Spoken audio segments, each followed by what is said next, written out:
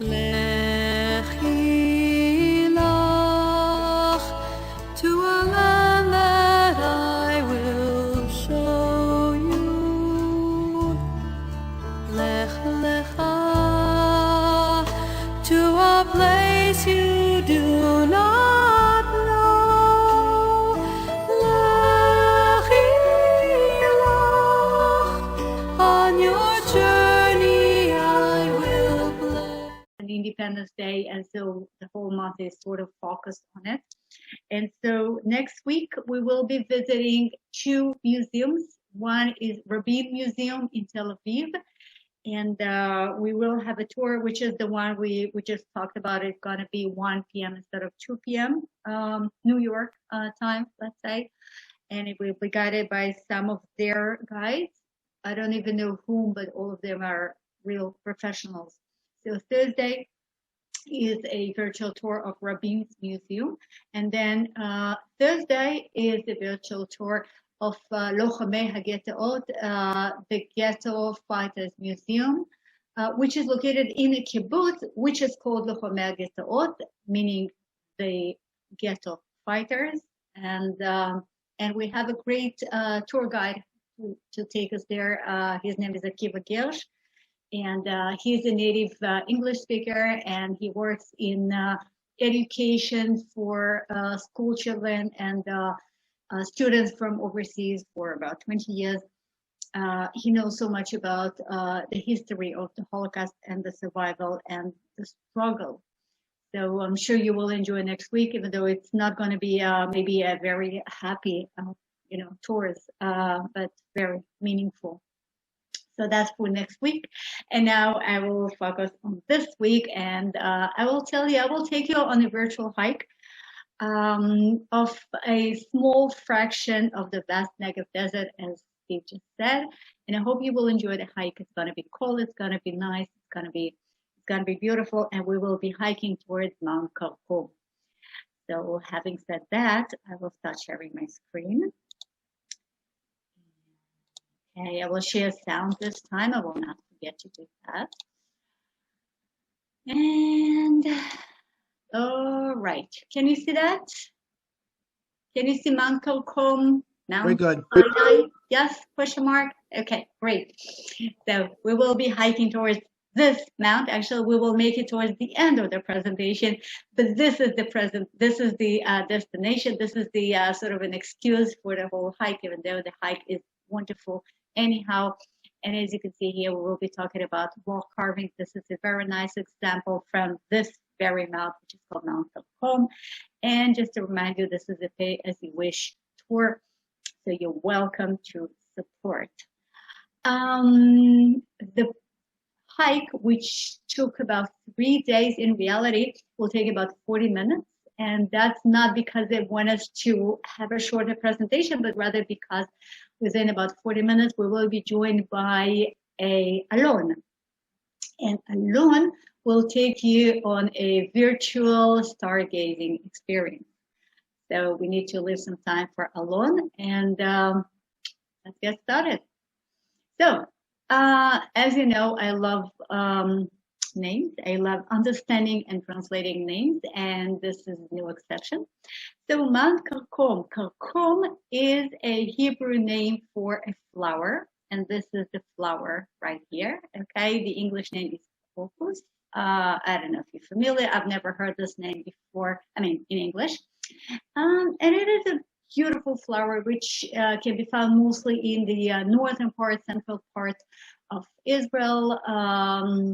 Sort of a fall time flower. And the name of the flower gave its name to the mount, even though the mount doesn't look like a flower. And the story goes like that. In the early 50s, when the state of Israel was very young, a committee for renaming into Hebrew names was established. And that committee had to decide what should we call places and mounts and rivers and riverbeds, etc., in Hebrew, because up until then we had only the local Arab names. So in order to decide, the committee was given photos of the various sites. So they got a photo of the mount, probably similar to the one you're looking at. But this photo was taken during the day, while the photo they were looking at was taken at sunset. All right. Now, the color of the mount is quite, well, sort of pale, pale brown. And when it was sunset time, so the sky behind was sort of, reddish, orange, yellowish, sunset colors. So they looked at the combination of the pale rock and the sky, and oh, that looks like a Karkom. That looks exactly like this flower. So let's make the mount Karkom. And that's how it all started. Okay, Mount Karkom it is. Well, now Mount Karkom is one of the suggested locations for Mount Sinai. I don't think I need to tell you what Mount Sinai is, but just a reminder, also because we just had our Passover celebration, we just had a Seder, and we actually celebrated Passover night in the Negev desert, which is very close to Sinai, which was an amazing experience. So just a small reminder from the book of Exodus, of course. On the first day of the third month after the Israelites left Egypt, on that very day, you see, we're very specific, they came to the desert of Sinai. After they set out from Rephidim, they entered the desert of Sinai, and Israel camped there in the desert in front of the mountain. You see? So Sinai is the name of a desert. It's not the name of the mountain. But somehow, since the name of the mountain is never mentioned, it became known as Mount Sinai. And later it was also identified with another biblical mount called Horeb. That's the other way. Moses went up to God, and the Lord called to him from the mountain. Again, just a mountain, no name. But ever since there is Judaism, we're talking about Mount Sinai, and this is where Moses received the 10 Commandments. And according to the tradition, this is where he also received the 5 books of Moses, the Torah. The entire 5 books of Moses came from Mount Sinai. And on top of that, again, according to the tradition, this is where he received the oral Torah and the Kabbalah, the secret meaning, the secret knowledge, the secret understanding of the Bible. So nothing can be possibly more significant than the location of the mount in the desert of Sinai, and yet we don't really know where it is. There are quite a few possible locations, quite a few possible suggestions, okay, made by different scholars, different theologians, different people along the years. What you can see here are just some of the suggestions, okay? There are actually more than that. As you can see, most of them are in what we currently call Sinai Desert here, which is part of Egypt. Some of them are in Saudi Arabia, and others are in Jordan.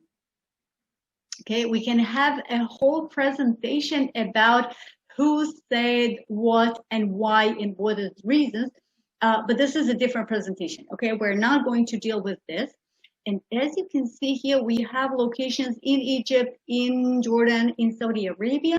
We have none in Israel until this gentleman, and his name is Emmanuel Anati, okay? He is an Israeli archaeologist. He came across Mount Karkom back in 1954, and as he looked at it carefully, he said, hey guys, this is Mount Sinai.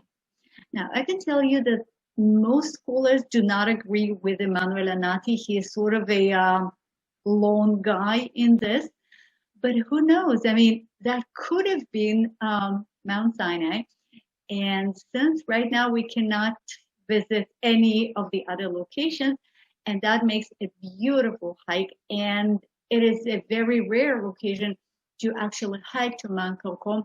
So even if this is not Mount Sinai, so we were very happy to hike there, and I hope you will enjoy joining us there. So the hike starts at Mitzpe Ramon, actually not the hike itself. Mitzpe Ramon is a well-known location, more or less in the middle of the Negev desert. A little town which is located right on top of this long and sort of a heart-shaped crater known as Ramon crater. And I know for sure that some of you have been to Ramon crater, did some jeep ride there. Yes, Steve, definitely, that's you. And we stayed overnight here in Mitzpe Ramon, is a very nice hotel.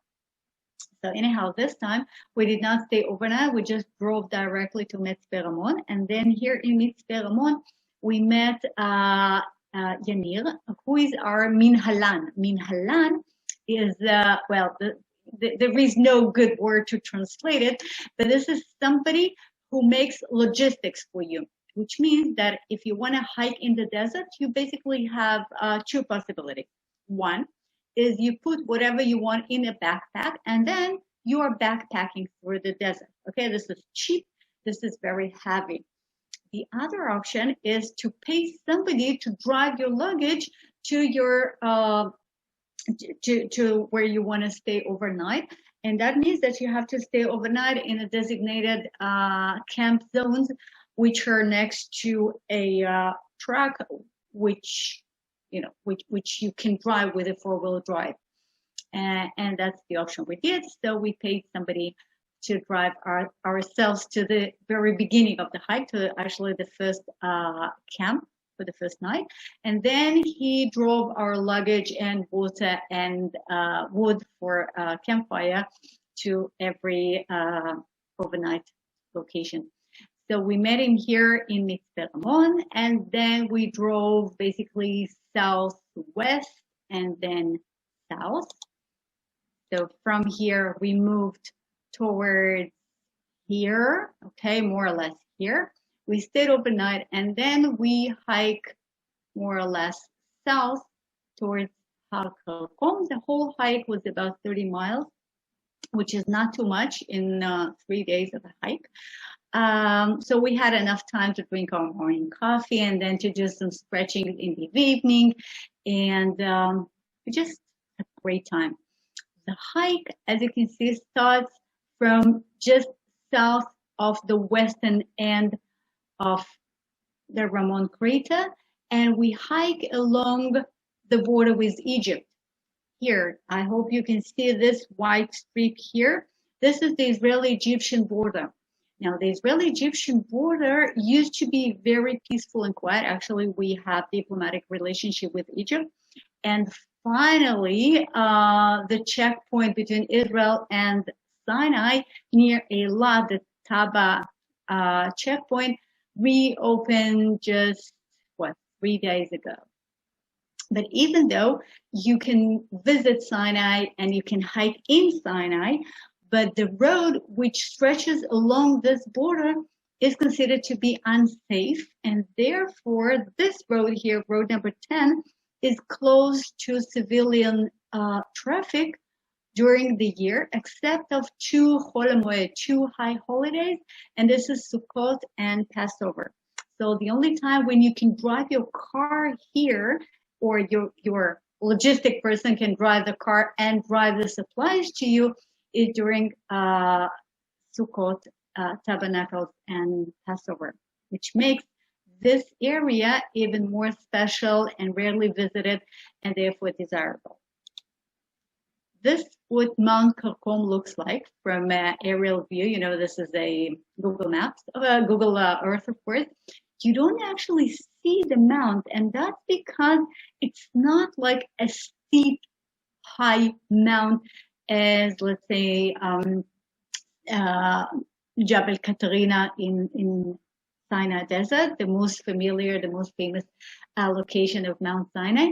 It is more like a flat top, flat plateau here. Okay, there are some dry riverbeds here, another dry riverbed here. But generally speaking, when you make it there, you don't really feel like you have ascended to the top of the mountain. And as you can very well see here, it is very, very flat up on top. And it seems like quite a few people hiked up there and made some marks. But that's going to be later. So this is where we will finish our hike. And now, just before we started, the other reason why this area is so rarely visited and feels so special and so remote and so few visitors are there is because, as you can see, the whole area is a firing area, and the entrance is forbidden, as you can see on this sign. And the entrance is possible only twice a year, same time as the road is open. And so you basically have like 2 weeks a year where you can possibly hike this area. And as we hike, every now and then you can see, well, you see that looks like a rocket, and that's just a piece of metal, which I'm not sure what that was, but this is definitely a firing area. So this is the Jeep which drove us here, and this is our first camp. It doesn't seem to be like much, and it is not much indeed. I mean, it is just a flat piece of a bare desert, which was chosen by the National Parks Authority to become a overnight camp. I mean, you are allowed to camp here. You are not allowed to camp on this hill. Sometimes it drives you crazy, but at the same time, we do understand that they want to eliminate the footprints of the travelers to, as little as possible, and to leave the desert as untouched as possible. So this is our first night. This is Chenion Laila Be'erot Oded, that's the name of it. And starting from now, we will be hiking following these marks, blue and green. And we have our hiking map, which you can see on the right-hand side if you want to hike around Israel. So, well, today we have all sorts of apps, of course, but I still think that the best way and the safest way is to get such a topographic map, which also has all the trails marked with the same color as they're marked in reality. So Be'erot Oded means the wells of Oded. Oded is the name of a mount nearby, and the wells are, well, they are indeed ancient wells. Some of them still have some water, as you will see. So we got there. This is a wagon which followed us. I mean, it did not really follow us, but Yanir would drive this wagon full of our luggage to every overnight location, as I told you. This is my daughter Yael, very happy to be in the desert. This is Tavor, Sharona's son, trying to, well, that's supposed to be a rain cover for a tent, but he decided that it's better to be used as a parachute. And next morning, the hike begins. This is a bush which those of you who've been to En Gedi with me in reality or virtually, so we looked at this desert bush. It's called Salaf in Hebrew, and the English name is capers. And from the buds of the capers, this is how you make the capers for your pizza. So it's quite rare to find caper in the vast desert, and if you do find it, that means that the water is somewhere not too far. And again, as we hike in the desert, we are looking for these marks. You see the trails in Israel are marked with different colors. Generally speaking, we have 4 colors: the green, the blue, the black, and the red. And these are just colors. It doesn't mean that the green one is easier than the red one. And quite a few people made mistakes about this. So I just want to make sure that we understand that if you're looking for a hike, you don't think that the color means something.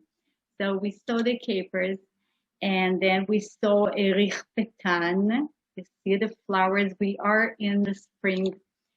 And then we saw the Rotem. And then we saw a really weird gal. It's like it's something which grows on a plant as a result of it being beaten by a parasite. So that looks like quite pretty, but it's no good for the plant. And we are getting ready. We start hiking and the hike begins. As we began the hike, one of the first things we saw is the well. You see, this is an ancient well. We don't know who made it and when, but we do know that it was used by the local Bedouins just until 1948. I mean, until the Independence War, and then the Bedouins crossed the border into the Sinai Desert, into Egypt, and the wells are still there, which is, it is amazing to find a well in the desert, to find water, cool water, which you can still drink in the desert. And these are beautiful flowers. I mean, sometimes you do see those in the desert. I never saw so many of those. And again, it is so special to find flowers, yellow, lively flowers in the middle of just rocky nothing. And these flowers are always to be found next to a bigger bush. And that's because these are parasites. You see, they have no green leaves, they have no green stems, they have no chlorophyll, so they cannot do photosynthesis. And so all they can do is they have roots, and the roots are getting connected to the roots of a bigger plant nearby, and then they're total parasites. But at least they're beautiful. This thing down here, you see these red, black, like we saw these are mushrooms, but later we Googled them and we found the Hebrew name, which I never heard before. And this is another form of a parasite. So that was really interesting to find, these vegetational parasites. And at the same time, you see the well, and you can only imagine how difficult it was and how many years ago it was made by people who really wanted to make a living, to survive in this desert. A little bit like the nomadic tribes of forgotten name, Nabateans. Yeah. And then we have a crossroad of paths, and then we make it to Mount Arif. And Mount Arif has a very special formation here on the right. There is another formation on the left, and these are believed to be baby Machtesh. Now, Machtesh can be translated as a crater, but Machtesh is actually geological crater, geological formation, which is made by a riverbed, which makes erosion of a hill. So we actually have to imagine that this left side of the hill is connected to the right side of the hill. So we actually have a hill here, and then something cut off the top of it, and then the erosion worked and worked and worked. It's like biting a cake, another bite and another bite. And now we have a little erosive crater, but within 1 million or 2 years from now, that will probably be a large crater, just like the Ramon crater and the large crater and the small crater we have in Israel. So this is the baby. Another plant in the desert, very special looking. It's like, it has like little blisters on it, but these are not blisters. These are the fruits of the plant. And since the plant realizes that there are some herbivores who would like to eat these bulbs, so it has this enormous, impossible thorns, but even those can be eaten by a camel. But right now there are no camels in the desert because there are no Bedouins. We don't have any wild. And at the end of the day, you have to relax. So since my husband is a yoga teacher, so right now we are doing some yoga. We don't want to make ourselves stronger. We just want to stretch our legs mostly and other parts of the body. So that's for the adults. While the kids, they did not feel like doing any yoga. So they just sat down in a nice circle and played guitar, and they were singing. These kids literally grew up together because this group of friends of mine, we are hiking together for about 13 years now, ever since the youngest one was about a year and a half old. And so they hike together, and they grow up together, and they see each other growing up, and they're very passionate about hiking, and they're very passionate. No, how do you say it? They have patience one to the other, and so it is a great pleasure to hike with the kids and with friends, and this is something I really recommend to you all. So we did some yoga, and the kids are still playing, and this is Yoav who started making the dinner. Some campfires getting ready. He's the most active guy. He always needs to do something. So if you need something to be done, so he is the one to talk about. And well, I'm not even sure if this is sunset or sunrise. They're very similar. Anyhow, the wagon is now empty, and we either unloaded or we about to load it. I'm not sure, but I love this photo because of this beautiful color of the desert. And again, you can see how empty everything is. I mean, we hiked for about 3.5 days maybe, and we saw a total of maybe 20 people, except for our group. We saw only about 20 people, and these were the same people, because if you make it to this remote camp zone, that means that you're either hiking towards Mount Karkom or you're coming from Mount Karkom, and so you end up meeting, same people every evening, and you don't see any cars except of the jeeps which drive the wagons to the campsite, and you see no houses, you see no structures, you see nothing man-made, which is again a very special and very rare thing here in Israel, because you know how densely populated we are. And now this is the dinner is getting ready. It's called poike. I don't know if you're familiar with it, but this is something which became very, very popular during last years. It's like a big metal pot, very, very heavy.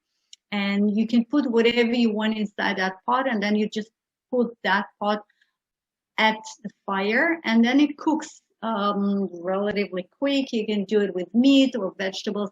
Since about half of the group is vegetarian, so it's always vegetarian, but theoretically you can put some meat in it, and then you can pour some wine, and then it's really delicious. It's very hot, it's very heavy dinner, and in the end of the hike, you really feel like having something well cooked.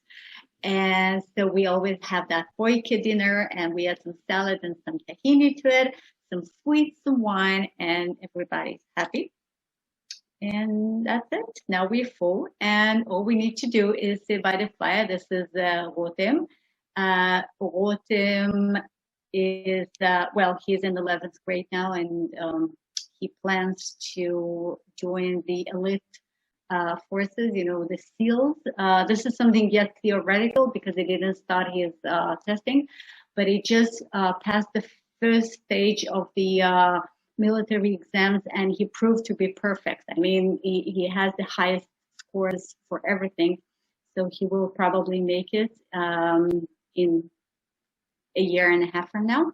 And this is Noam and the others. Good morning. We have our morning coffee. This is Efrat. If you join me for the virtual tour of next to Gaza Street, so I've showed you some paintings she made for Kibbutz Yad Mordechai. So this is Efrat, and this is a good friend of ours, Sharon. She is the CEO of the Organization for Protection of Human Rights, and she is a great hiker as well. And we pack our stuff. The wagon is full and closed, and we are ready to go. We look at the map once again, just to make sure we know what we're doing.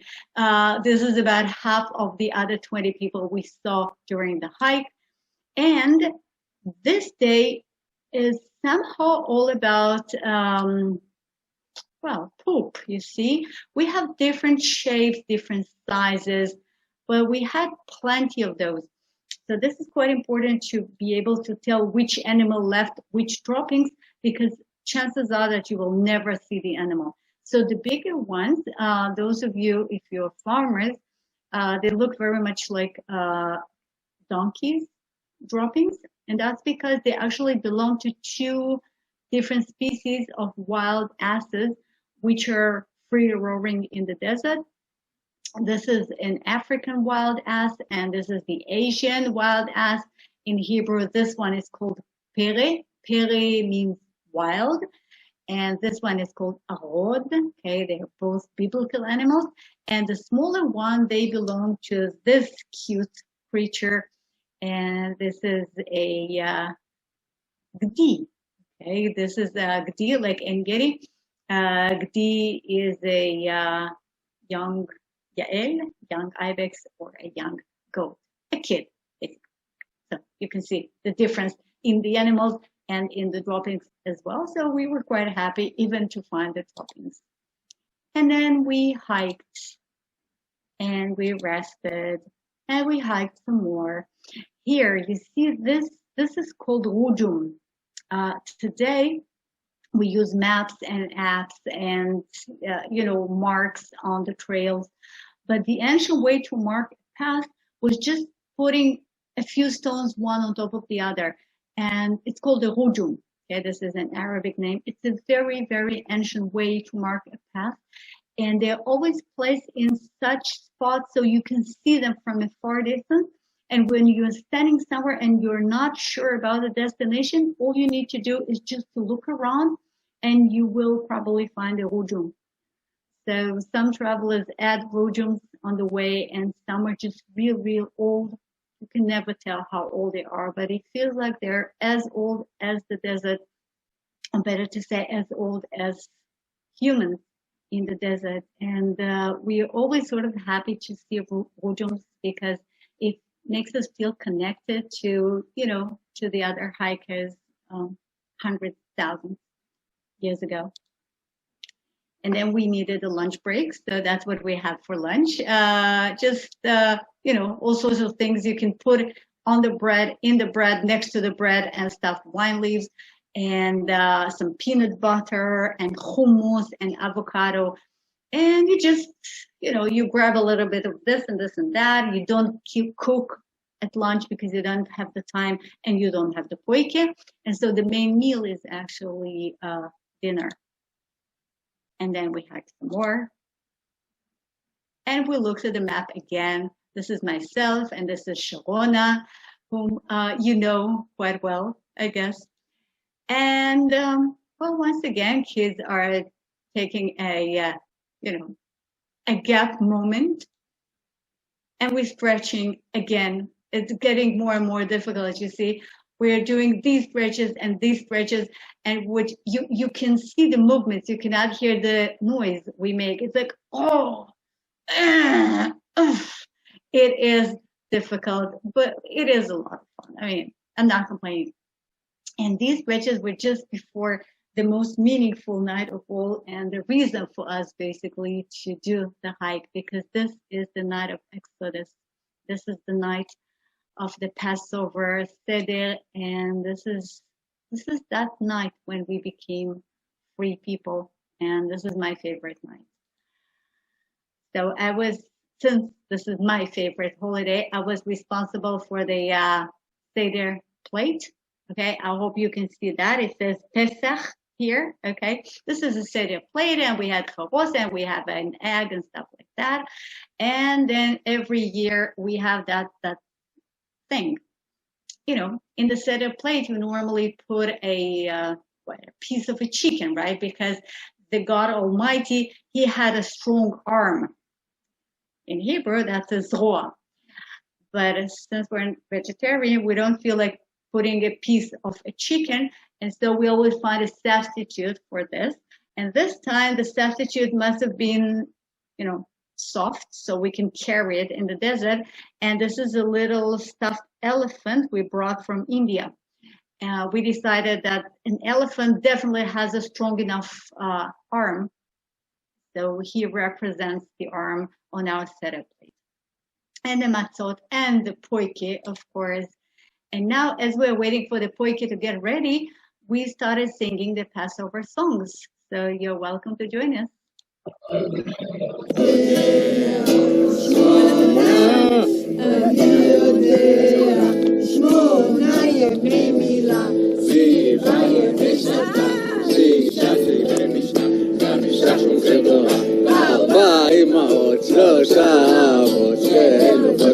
guess you're all familiar with the song. It goes on and on and on. So we were singing carefully, and eventually we also had a pointer ready.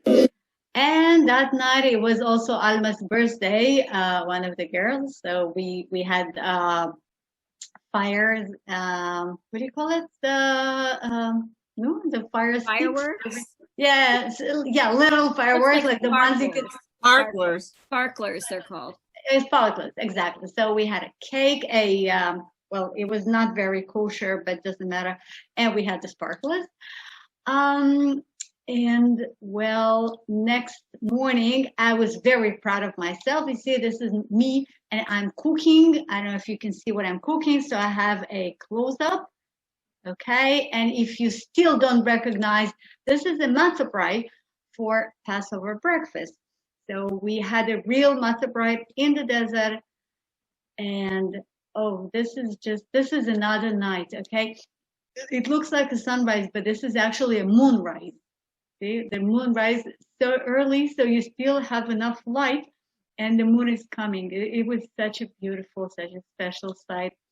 And that night was so cool that the kids sat down inside the wagon. You see, before the fire was ready, they're sitting inside, sort of protected from the wind.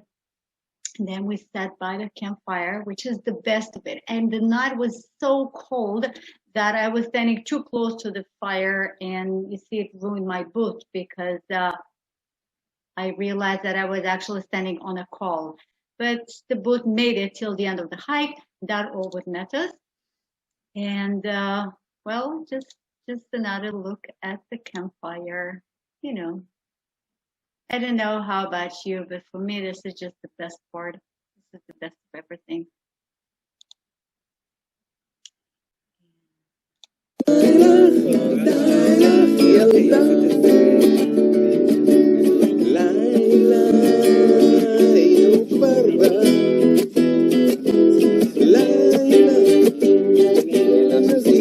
The singer is, this is Rotem, I introduced him before, and this is Alex. He is a physician, and he is a great hiker. He's not such a great singer, but he is a great physician. And, okay, and then we woke up next morning, and we started hiking to the summit. You see, from this angle, this is Mount Karkom, and it looks like a real steep top, but it's not true. I mean, you get up here and then you realize that you have the whole plateau in front of you. So it was sort of a surprise, but we knew it's coming. So we made it, and up there, we did make it.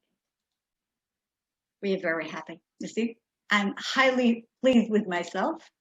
And the rock carvings are all over. I guess Alon, our stargazing specialist, is already with us.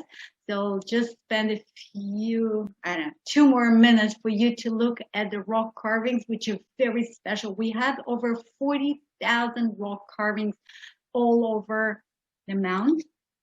Okay, just a few examples.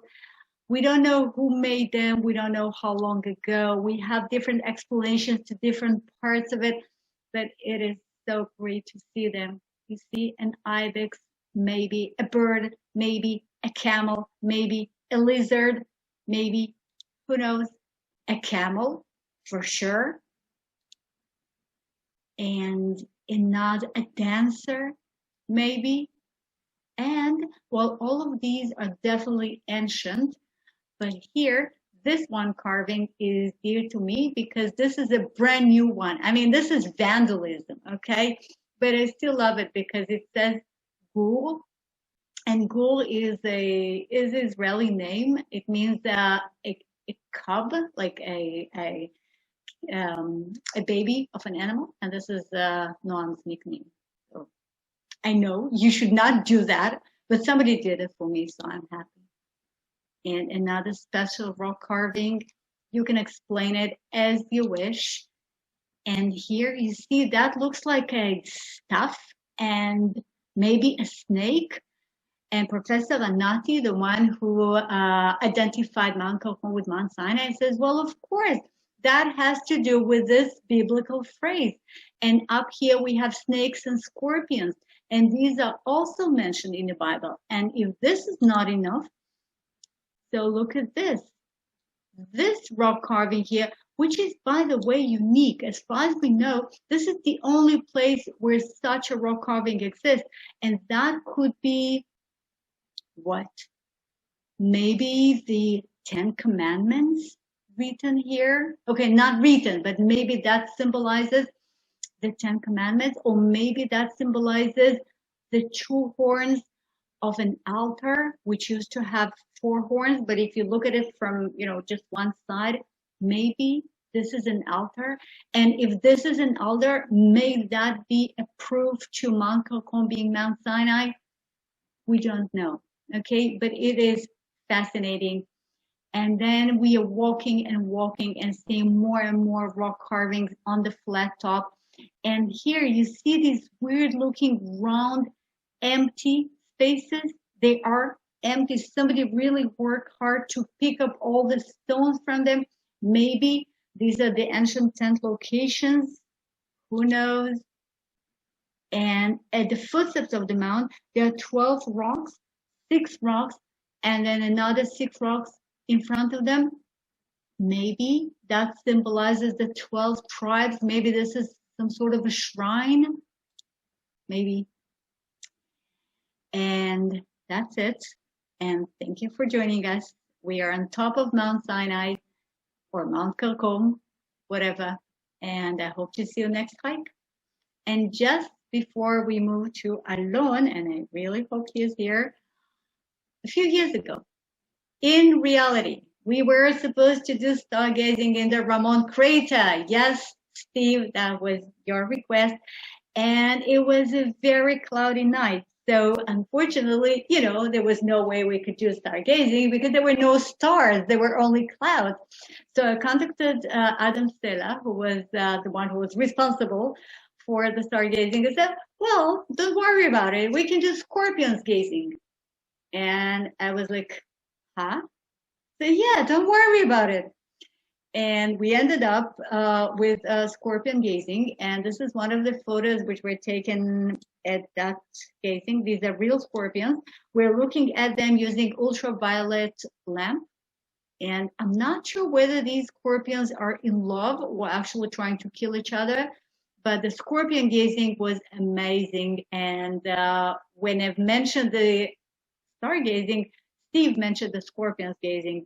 And so I really had to put that photo here. So now we are to the real thing, or real virtual thing, which is the stargazing in Machtesh Ramon. So Alon, yes, okay. I can see that Alon is a co-host already.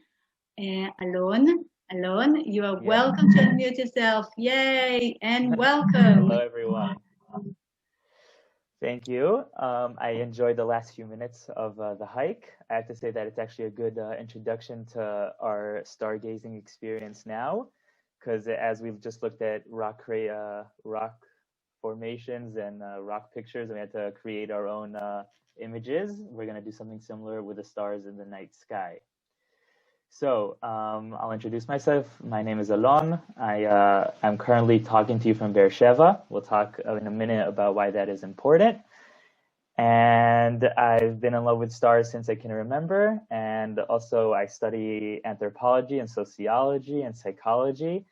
And my interest has always been what we could learn about different cultures throughout history by looking at the stars. And that's what we're going to do tonight for me, this afternoon for you guys. And also learn a bit about Passover and the Jewish history. So let's start. So as I said, I'm talking to you from Beersheba, which is relevant also because it is in the desert, which we are all in a virtual way right now. The stars in the Israeli desert are probably some of the most beautiful I've seen in the whole world, and also here in Beersheba, once you leave the lights of the city. And the second reason this is important is because our patriarch Abraham made his way here to Beersheba, and he was located here for most of his life. Now, if we talk about Abraham, that also brings us straight to astronomy. One of the main stories we have about Abraham is when he was told by God to sacrifice his son Isaac. And he took Isaac to Mount Moriah. And right before he was about to sacrifice his son Isaac, he was told not to, and he sacrificed a ram instead. And God told him, I will multiply your seed as the stars in the heaven. Assuming that Abraham didn't have a telescope thousands of years ago, we will guess that, I actually wanted you guys to guess, maybe you could write in the chat, maybe you can open up a microphone, how many stars on a good night sky with no light pollution in the middle of the desert do you think you could see with your naked eye? So feel free to open your mic or to write in the chat. Let's see if any guesses are close. 10,000. 10,000. Okay, we have 10,000. Any other guesses? 10 million. 10 million. Okay. I see we have a large Billions. variety. Billions. Okay. So a lot of guesses. In reality, there are billions of stars in the night sky, but we are only able with our naked eye to see about 6,000. So we can definitely say that God made good on his promise, and there's definitely been more than 6,000 Jews throughout history. So sorry, I'm just going to ask you guys to mute yourself so I can hear. Steve, yeah, you did win with the guessing game. Good job. 10,000 was not too far off. So when we look at the night sky with our naked eye without a telescope, everything except for the few planets that we could see with our naked eye, which are Mercury, Venus, Mars, Jupiter, and Saturn, and the moon, everything else is a star, like our sun. And stars throughout history have given us a lot of understanding and a lot of abilities, and we'll talk about that in a moment. Stars are created in something called a nebula, which is a giant gas cloud. And as a result of very high pressure of atoms, of hydrogen atoms, high pressure, high density, and high temperature, nuclear fusion is created, and that is how a star is born. So now that we know a bit more about this, without further ado, let's see our night sky for tonight as we see it from the desert in Israel right now.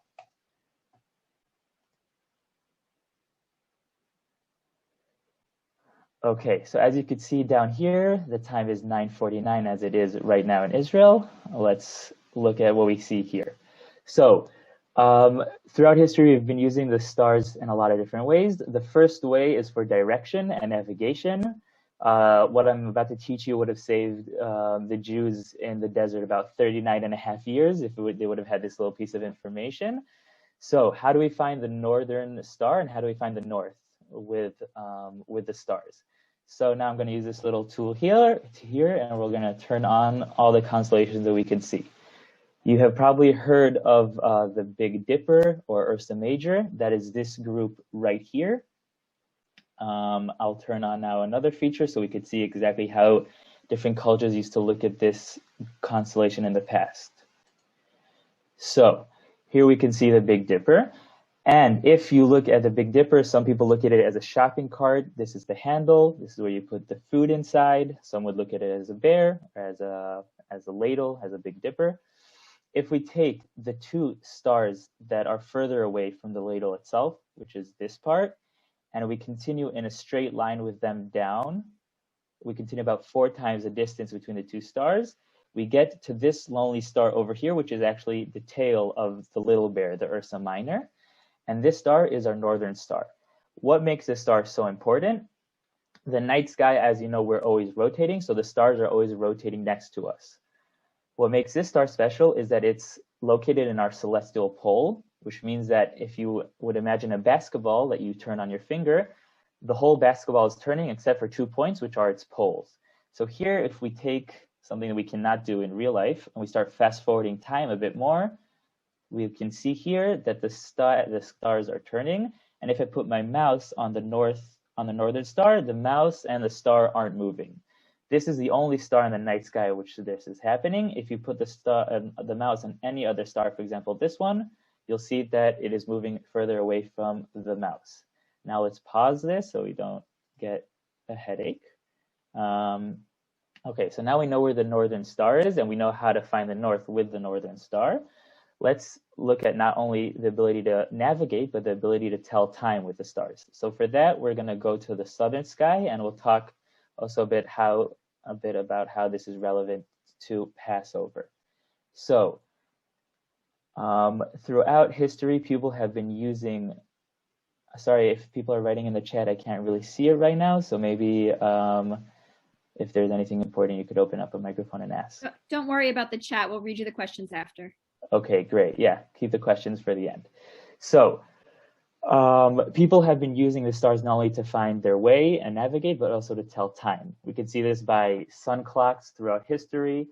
And in the Jewish calendar, that is a lunar calendar, we can see that the moon has always been an indication for what time of the month it is. As we know, a full moon in the Hebrew calendar means the middle of the month. And when there's no moon, it means the beginning of the month. And also people would take all these different groups and they would create constellations, and these constellations would tell us what season we are in. So right here, we could see the hexagon of the winter. We'll go group, and we'll talk about this hexagon. For that, let's pause now the time, and let's do a zoom in on this group right here, which is the main group I want to talk about tonight. And this group is called Canis Major, and the main star, the alpha star, the brightest star of this group is known as Sirius. Sirius is the brightest star in the night sky, and it is about 8 light years away, which is actually pretty close when we're talking about distances in the night sky. And what makes this star so important is that it's heliacal rising, which means that when it rises with the sun, it means that the Nile is also rising, okay? This was very important to ancient Egypt because the Nile would pretty much determine their whole planting season and year. And they would know this because of Sirius. Sirius comes from the Greek word for scorching, which means that in ancient Greek, when Sirius would rise with the sun, they would know it would be the hot season and the hot days to come. And this pretty much determined, they believed that this star had so much power that it would determine pretty much the temperature for the whole season itself. And the Egyptians would use a star to know when to plant. The Egyptians gave huge meaning and importance to the Nile itself. And as we could see in the 10 plagues that happened when we were about to leave Egypt, the first plague is the blood in the Nile, and that affected everything. So the Nile is very important, and they'd know what would happen in the Nile according to this star. Not only is this star important, but also we could see that one of the most important gods in ancient Egypt, was the dog. Okay, and also there's a sentence in Hebrew from the Bible, "Lekol bnei Israel lo yicharat kelev leshono," which means that when the Jews were leaving Egypt, God promised that no harm would come onto the Jews, and he used the word kelev for the Egyptians. He symbolizes them with a dog. So this star has huge importance throughout history to the Egyptians and to the Jewish people. And also in modern culture, for any Harry Potter fans out there, then Sirius, as you know, is one of the main characters in Harry Potter. And his special ability is that he could turn into a dog. So we can see that J.K. Rowling actually knew a bit of astronomy and mythology when she wrote Harry Potter. So that is our first group. Our second group here, we can see, is Canis Minor. If we talked about Canis Major, which is the big dog, here we're talking about Canis Minor. And its main star is called Procyon. That comes from the word pre, which means pretty much before the main dog, which also shows how important Sirius was, because there was a whole group of stars here that is just known as the group before the main group of Sirius arriving. Now, as you probably have all heard of the zodiacs, here we have the next group in our hexagon. We have here the Gemini, which are two twins, Castor and Pollux, and they are on the ecliptical plane, which is pretty much the line that all the main zodiacs are on. So here we can see Gemini, up here we can see Cancer, on the bottom we can see Taurus, and we'll get to him in a moment. The next group in our hexagon is Auriga, also known as the charioteer, a famous Greek soldier, according to mythology.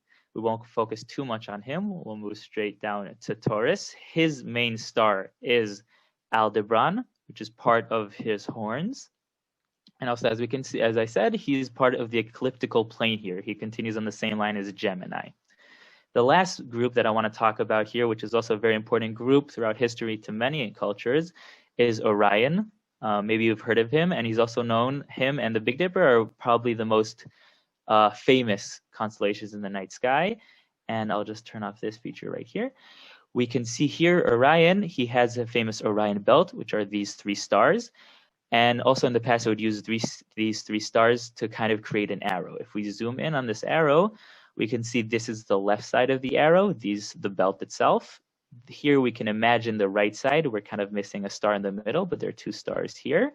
And also here is the base of the arrow. And this base is pointing to the north, so this is known as the northern arrow. Orion in different cultures had different meanings, and different cultures would create different shapes in the constellation. So in the Aborigines in Australia would take this star Betelgeuse and this star Rigel and would create a canoe. When these were the tips of it, and in it were 3 brothers who were fishing, and this is their fishing rod.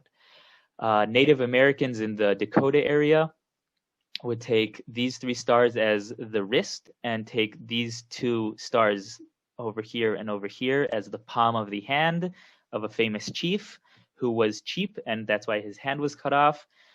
So we could see that each tribe would give different meaning to different groups, and we could learn about those cultures through these groups.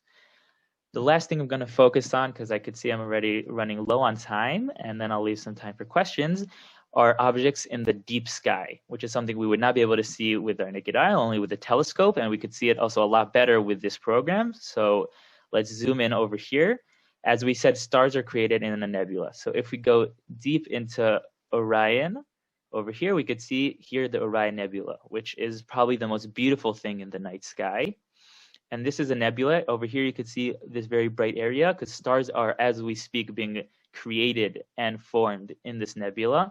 This nebula is 1,300 light years away from us, which is a lot. Okay, the moon is about 1 light second away from us. So when you think about this nebula as being 1,300 light years away from us, that is very far. And one more nebula I'm going to focus on is the Rosetta Nebula. It is located about 5,000 light years away from us, and it is located right here. And the Rosetta Nebula is a beautiful nebula in the night sky. It's more difficult to see with a telescope because it's further away. It's 5,000 light years. And here we could see, again, in the middle, stars being created.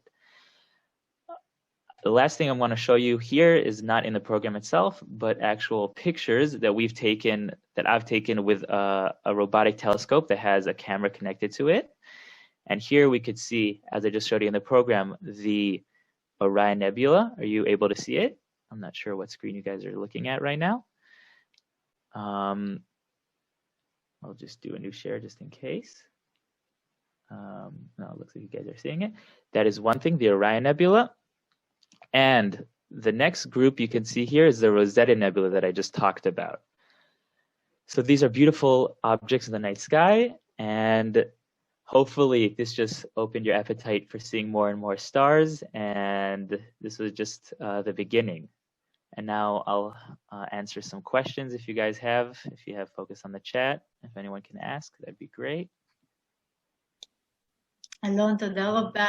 It was beautiful. I'm still looking at this nebula or whatever it is, and it's so colorful and so inviting.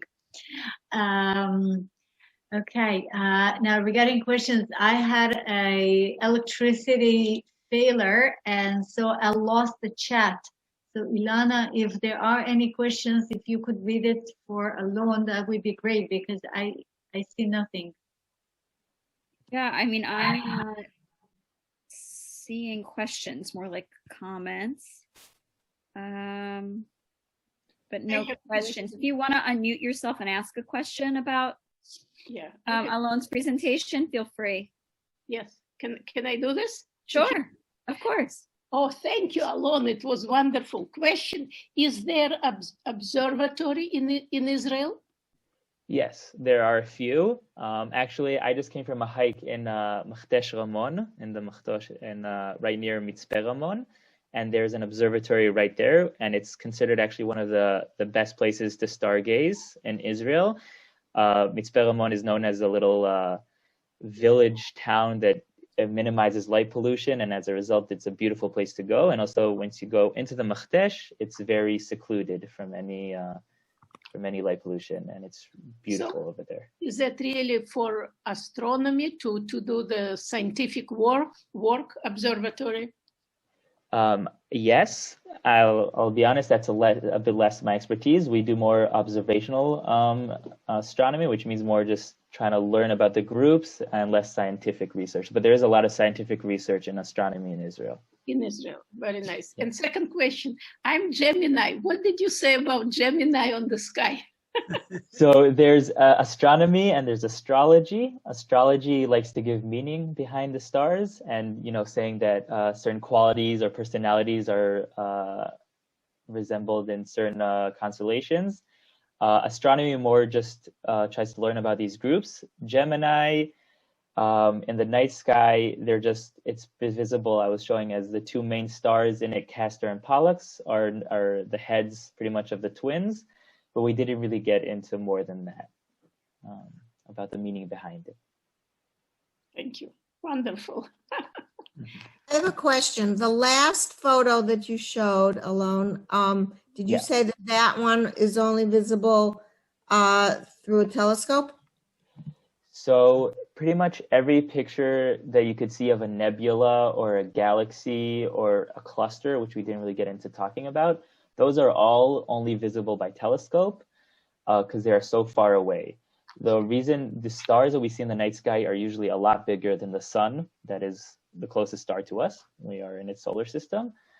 But all the other objects are so far away that you can only see them with a telescope. And for example, the last picture that I showed you of the Rosetta Nebula, also with your average or even good telescope, you can't really see it because our eye isn't very good at collecting light. Telescopes are, but our eye, because we blink, and it's also a very small ability of light to enter our eye, so you can't really see too much. So for that, you need special robotic telescopes and special cameras to see. Hasn't Israel recently launched a couple of satellites? I think not necessarily for astronomy reasons, maybe just military. Are you familiar with that? Was that you asked about Israel specifically? Yeah, Israel launched some satellites. So I know about 2 years ago, we tried to have a moon landing, which wasn't too successful. And I haven't heard about actually any specific satellites. I know that there is right now, actually, NASA is planning a new telescope called the James Webb Telescope to replace the Hubble telescope that's been active for the past 30 years. And things are always being, there's so much going on and things are always constantly being improved, and there's satellites always being created. So I wouldn't be surprised if that's true. I haven't heard of anything specific though. That moon landing you mentioned, I think, was a private venture, non-governmental.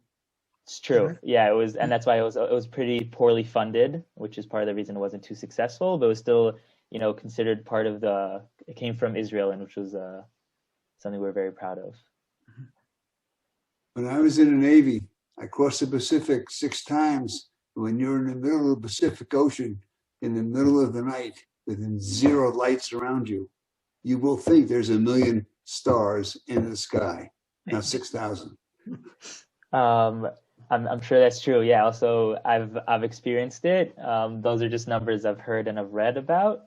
I'm guessing that those, even though, like, for example, the Milky Way, you could see a kind of a light, it looks like a river of glowing stars. It looks like a blur because our eyes can't really capture all the stars in the Milky Way. So we just see kind of like a bright cloud in the night sky, which is created out of millions of stars, but our eyes aren't able to capture it.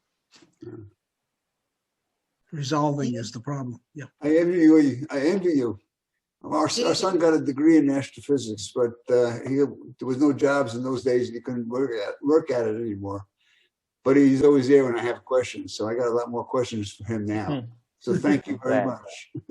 Yeah, Alon, do you do professional stargazing tours?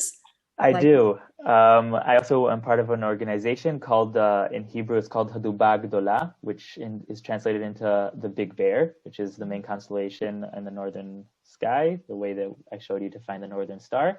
And obviously my choice would always be going into the field, into the desert at night and showing people the real stuff.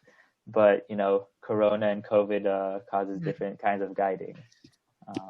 Very good question. Yeah, how to get in touch for the tour? Yeah, can you put your information? I'd love to. Yeah, here I'll put my email here.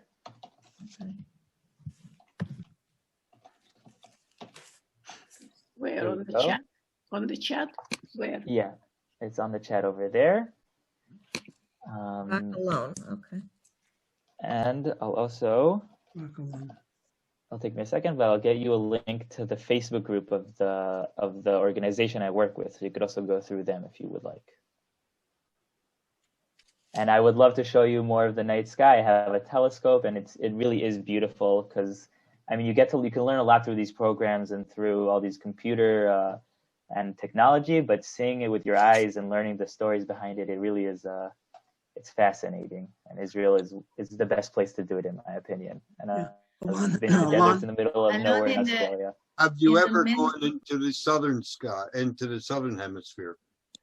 I have. I've been to New Zealand. Every Israeli pretty much likes to travel after the army. So I've been to New Zealand and Australia for about 6 months. And every night I'd look at also Indonesia, I would look at the night sky, and it was beautiful. And it was completely different than you could spend your whole life learning about the northern hemisphere, and then you get to the southern hemisphere, and there's a little area that overlaps, but most of it is completely different. We have the Northern Star, they have the Southern Cross, so it's a whole new game, and the idea behind it is similar, but the constellations are completely different. Yeah, I had a different perspective. I lived for 2 years close to the desert and on the equator. So you got sort of a bit of everything. But even Sirius, the star that we talked about, so in Polynesian islands, they use different navigation. And so there is overlapping. It's not completely, but exactly. There's different groups and also different meanings and different cultures. So there's always more to learn. And it's just such a, astrophysics and mythology and anthropology, it all really connects to the stars in different ways, which is beautiful. There is a question, Alon. Daniel wrote that he's considering moving to Yerucham near Beer Sheva. Are you familiar with stargazing from Yerucham? I was stargazing there about a month ago. Beautiful night sky. There's a beautiful mountain actually not too far from there where you could stargaze. It's about 8 kilometers away. And it's also very close to the small crater and to the big crater, which are great areas to stargaze in. There are some organizations that do specific in that area, but in Israel, everything is very close. So pretty much everything's about a 20-minute drive. But that's actually a great place to be if you want to enjoy the night sky. So I have cousin living in Yerucham. I can visit them and look at the skies at night. Yes, you can. Just I'm reminding you that, cities these days and light interrupt a lot of what we're able to see. I'll just add now to the chat the Facebook group of the organization if you guys want to go through there. But you also have my email, and any of you are welcome to talk to me whenever you want. Alon, thank you so much. Thank you for joining us tonight, and I'm sorry for giving you so little time. Somehow the hike was longer than I expected. So, but Julia, you couldn't give him enough time. I never have enough time. That's right. I never have enough time to tell you all I wanted to. So, Alon, תודה רבה. תודה רבה. לילה טוב. בכיף, לילה טוב. לילה טוב. Thank you, Alon, for a very descriptive outline. Made a lot of sense. Great. My pleasure. I'm glad you guys enjoyed it. Yeah, we really hope to do it in reality as soon as possible.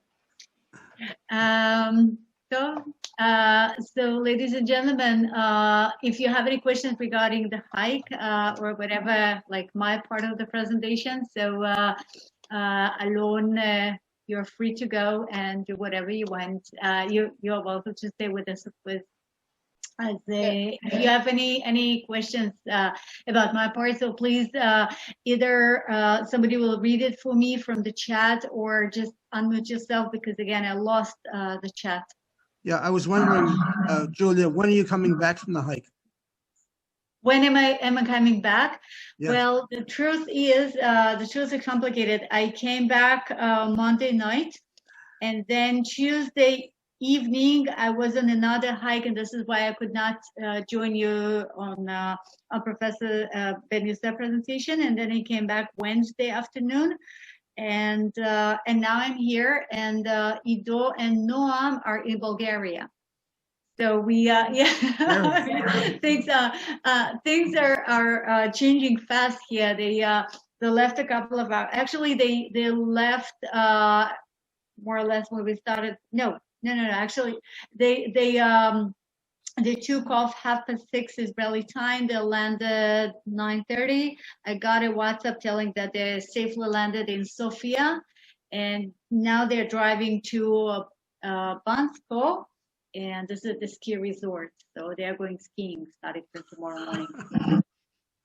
So right now I'm home. They're in Bulgaria, and you were sitting by the ocean, Steve. I can see you sitting by the ocean.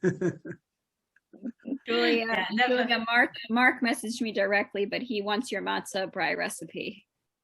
Oh, sure, no problem. This is so simple. You take a little bit of dust, you add a bit of sand, okay, and then you take some. Pardon? You have to be in the desert to really do it. Exactly. You have to be in the desert under this amazing sky, surrounded by nothing, and then you get the best matzah bread. And then on top of that, you should use the organic eggs, which are laid by your private own chicken, which are free roaring in your garden. I'm serious. And then the taste is real good. There's no manna in it. No, well, we found no manna. We didn't really believe that we will, and so we carried the eggs. I mean, the wagon you saw had the eggs on top of everything else. I see. Oh, Ms., you want to ask something? I just saw a couple questions. Okay, I'm listening. Yeah. Harry had one on the opening photo. How old is the petroglyph? Well, that's exactly the question. I mean, we don't know because okay, to make the long story short, the way the petroglyph is the scientific word for the rock carvings. Okay, so the way to make the rock carving, the petroglyphs, is simply scratch the rock. Now the rock is quite pale inside, and it gets dark on the outside because of the oxidation of the iron compounds. Okay. Now, when you do the scratch, if you do the scratch well enough, so you get to the pale part, and then you have the carving. And then when you walk away, little by little, 100,000, tens of thousand years, the bright part becomes dark once again because it is oxidized. So the only way to tell how old is the carving is to compare how dark the carving is comparing to the rest of the rock. But this is very non-accurate thing. So we have estimations of the age of the petroglyphs, and the estimations are roughly between 4,000 years ago to like over 10,000 years ago. And well, somebody, we don't know, unfortunately. And we wish we knew. I mean, I wish, and Emanuel Anati wished he could tell, well, these are the ancient Jews, these are the 10 tribes who are watching the perform, There's no way you can tell because we have no words. We have nothing written in them. It's only carvings. So that could be anything. So for instance, we have that camel, okay? There is something which definitely looks like a camel.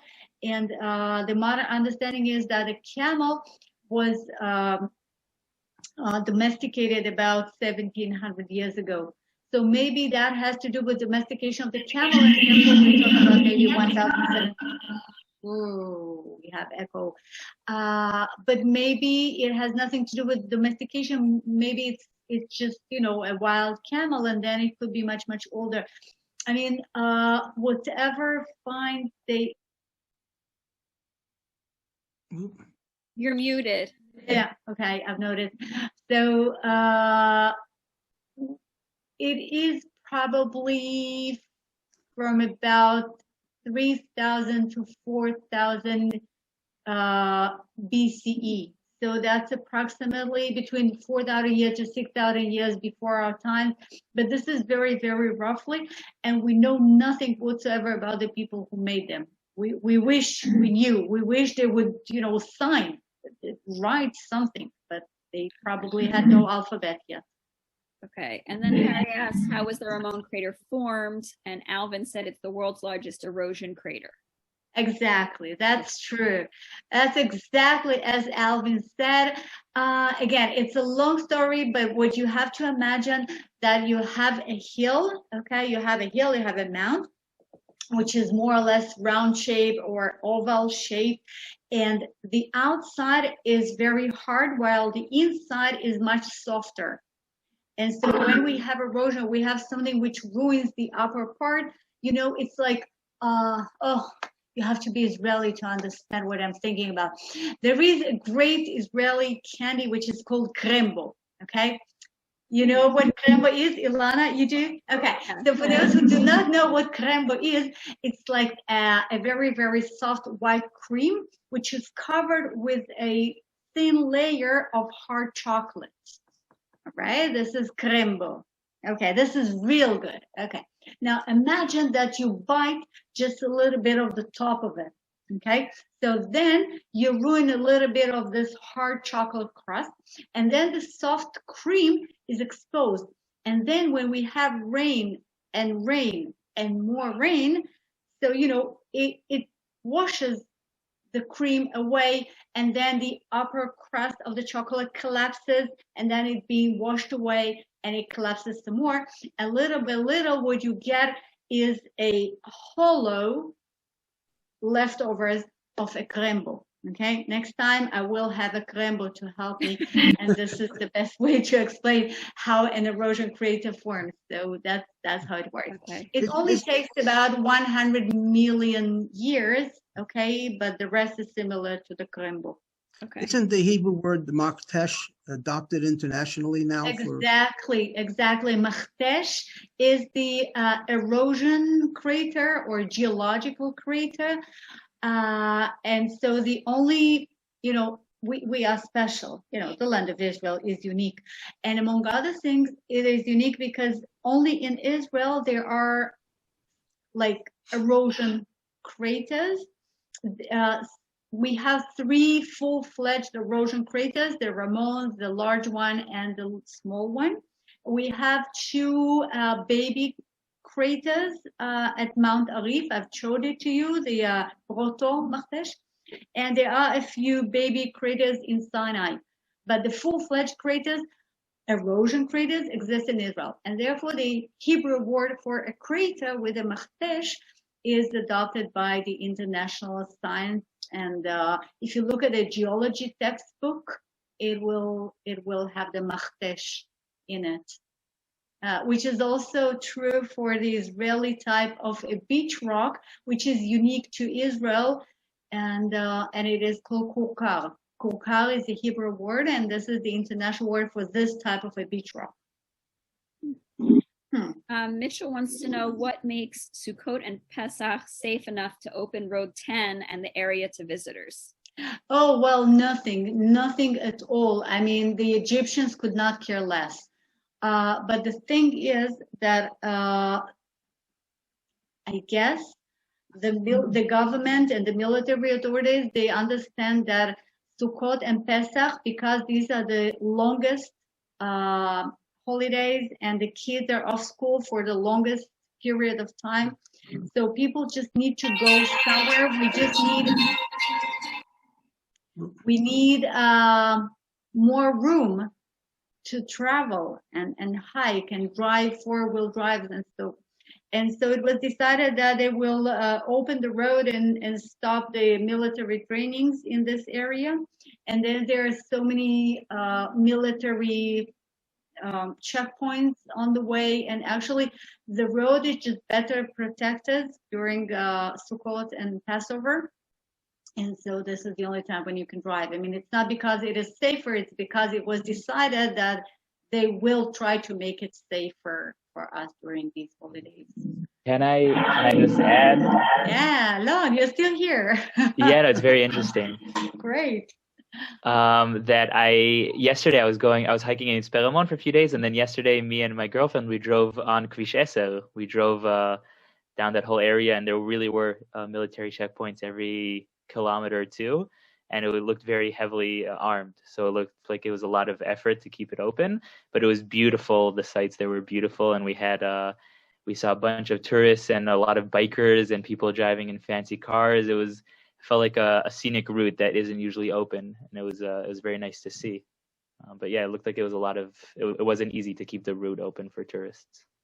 Yeah, exactly. Well, just as Alon said, and the route is beautiful because, as you drive, you see the Sinai Desert on one hand and the Negev Desert on the other hand. And unfortunately, there is a long, well-fortified fence in between, which did not exist just a few years ago. There was a road, there was a border, but there was no such a fence. And then just a few years ago, it was decided to place a fence, which, like a separation fence between us and the Egyptians because of all the smugglers and because of the all illegal immigrants which made their way from Egypt to Israel. And so there is an ugly fence and a beautiful desert on both sides. Okay. Switching the topic a little, there's a question on the donkeys. Are both the Asian and African donkeys native to Israel? Yes, both of them are natives. Both of them are wild. Both of them are biblical. And the reason why both of them are all of that is because, as you know, Israel is located in between the continents. Israel is actually located right in the center between Asia, Africa, and Europe. And so we have plants and animals from all three continents. And yeah, so we have the African donkey and the Asian donkey. Okay. I'm going down. I'm seeing if anyone else has I don't see any other questions. So if anyone else has a question, feel free to ask. I have a question for Julie. Yeah, Ina. Yeah, Julie, I did hiking of Kilimanjaro mountain, the highest mountains in Africa. So I have questions on hiking. So you said we walk up. So you walked flat? We walked, okay, what you have to do, we had to hike to the top of Mount Karkom, okay? But then unlike Kilimanjaro, there is something which looks like a peak of the mount. But actually when you make it to that peak, you realize that behind the peak, there is a flat plateau. It's more like the Golan Heights when you hike uphill, but then on the top you have long and large, open, flat area. So how many days was your hike? How many days? We were hiking total of 3 days actually, and we hiked. How many kilometers? The total was about 30 miles. It's not that much. We didn't do it was not a very strenuous hike. That's why we had time for yoga. So the hike was most of the time a little bit uphill, a little bit downhill, a little bit flat. And then in the beginning of the third day, we made it to the footsteps of Mount Karkom. And then you hike another, 2 hours maybe to the plateau. And then you just, you wander around the plateau to see the rock carvings. And it's not far. all your pots and the whole thing, they drove for you? They drove, yeah, well, the deal is that you camp at certain spots where the Jeep and the wagon can make it. So you don't hike the same route they drive, but you hike and then they meet you in the end of your daily hike at a campground.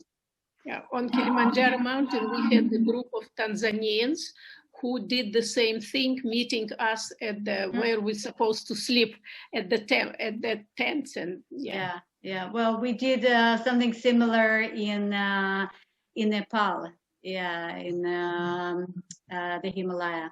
Yeah, it's common all over the place. But here you can drive from one campground to the other. You don't have to have porters. You don't have to have somebody who will actually carry stuff for you. They drive it for you. When I will be in Israel, I want to hike with you. Okay, we have a deal. Yes, thank you. How many months are there left where you can actually do this before it gets too hot? That's a good question. Actually, last year it was too hot during Passover. I mean, last Passover was already too hot. This time we were really lucky because like nighttime it was very cold, but then you just put an extra jacket. And daytime it was really nice and comfortable. It was around 20 degrees Celsius max, which is like the best temperature. But within 2 weeks probably it will be already too hot. And within a month it's over. You have to be a camel or a wild donkey to hike this area. Julia, we have a question about the actual cooker you used to make the matzah brie. Like, was there a name to it? Is it to what? To the thing you cooked the matzah brie in?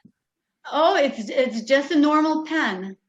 It's just a normal big group-oriented pan. Okay. And a lot of matzah. Okay. That's it. The special thing is the poike. This is the pot we use to cook dinner. And this is the special one which you have to purchase. And it's like, it should be specially made. But the matzah is like, just in a pan. Just in a pan. Okay. It's like a pancake, a kosher pancake. Got it. All right. Well, if we ran out of, Harry, 20 degrees Celsius is around 70 Fahrenheit. That's right. There is another good question from Harry. Do the two donkey types interbreed? Well, this is a good question. I mean, normally in the nature, in the wild, they do not, because they don't normally they live in a slightly different areas, like habitats. And they have a slightly different behavior. And on top of that, they probably just prefer, the male donkey prefers the female donkey, which looks similar to him. Anyhow, they don't normally naturally interbreed, but in captivity, they can interbreed. This is possible. And unfortunately, both donkey types interbreed with the domestic donkeys, which means that not in this area. Again, this area is very remote, but not very far from there. There is a donkey farm in a village called Azuz. Anyhow, so the wild asses, they break into the farm and interbreed with the domestic donkeys which are there. And so now we hardly have any purebred wild donkeys. But there's no way we can avoid it. It's like we don't really have purebred wild cats, or there used to be a kind of a cat which lived in swamps. It was actually called a swamp cat.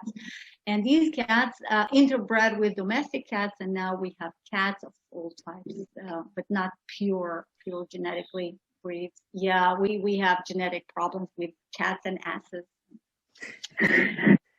Thank you. You are welcome, Harry. See, this is a good question. Yes, they love each other. So, ladies and gentlemen, if there are no further questions, Thank you for joining me for the hike. It was great. It was a great pleasure to hike. It was a great pleasure to hike, and I constantly kept thinking of you. You know, each time I took a photo, it was like, oh, I gotta put this photo on this presentation, and it again, you know, it is so much better in reality. So Ina, you're already welcome to join me for a hike. Maybe not this one, maybe a different one, whatever. But you're all welcome to join me for a hike. Just go for a hike. And yeah, and I hope to see you all next week. And we have totally different topics, totally different orientation, and I'm sure you will enjoy it. It will be very very meaningful, very educational, and Rabin and ghetto fighters.